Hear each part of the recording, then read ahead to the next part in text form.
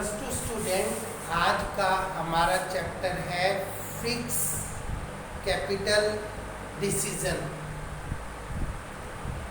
हमारे यहाँ दो प्रकार की कैपिटल होती है, एक हमारी होती है फिक्स कैपिटल और एक होती है हमारी वर्किंग कैपिटल।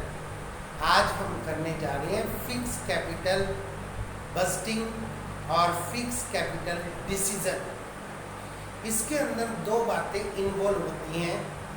ऐसा डिसीजन जब आपने अपनी पैसे का एक मेजर पार्ट, एक भारी पार्ट फिक्स एसेट पे लगाना है, प्लांट एंड मशीनरी पर लगाना है, नई मॉडर्न टेक्नोलॉजी पे लगाना है, पुरानी एसेट अब आपकी पूरी तरह से डेप्रिसिएटेड हो चुकी हैं, वो किसी तरह से काम करने के लायक नहीं है, उसको आपने रिप्लेस करके उसकी जगह नई एसेट को चेंज करना है।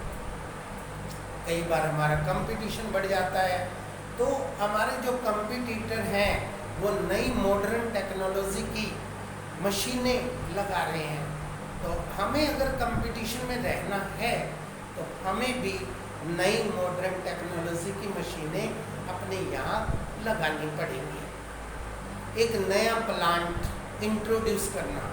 आज तक आपकी राइस मिल है, आपकी गुडविल बढ़ रही है, अब आप लोगों की डिमांड बढ़ रही है, तो आप अपनी कंपनी के ग्रोथ को देखते हुए राइस मिल के साथ ऑयल मिल को इंट्रोड्यूस करना चाहते हैं। तो इन बड़े बड़े डिसीजन के लिए जब हमें पैसे के बारे में सोचना है, तो फिर हमारी अगली सोच है कि इनके लिए हम फंड्स कहाँ से इकट्ठा करें। With the help of share इकट्ठा करें, with the help of preferential share इकट्ठा करें, with the help of debenture इकट्ठा करें।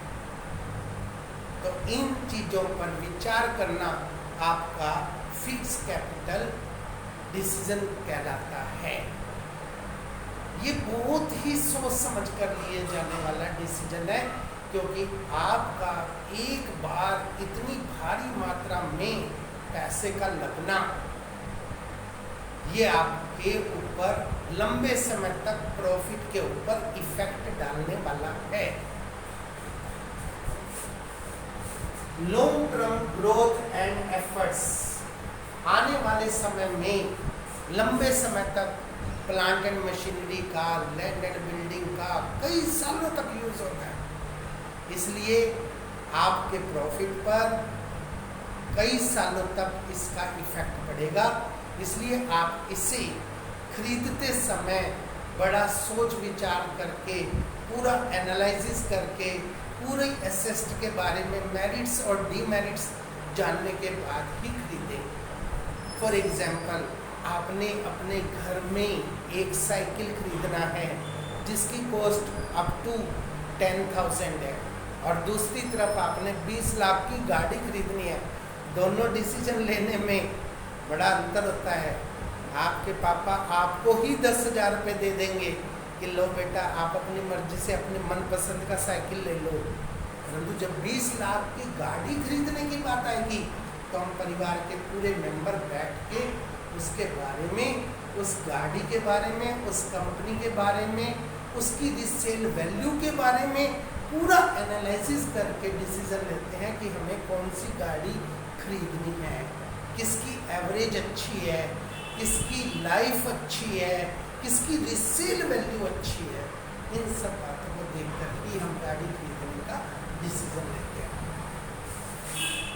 Large amount of funds involve, इसमें पैसा बहुत भारी मात्रा में चाहिए, करोड़ों अरबों रुपए में हमारे को पैसा चाहिए होता है जब हम कंपनी के लिए लैंड एंड बिल्डिंग खरीदने का डिसीजन लेते हैं, नया प्लांट लॉन्च करने का डिसीजन लेते हैं, नया मॉडर्न टेक्नोलॉजी में अपनी पुरानी टेक्नोलॉजी को कन्वर्ट करने का डिसीजन लेते हैं।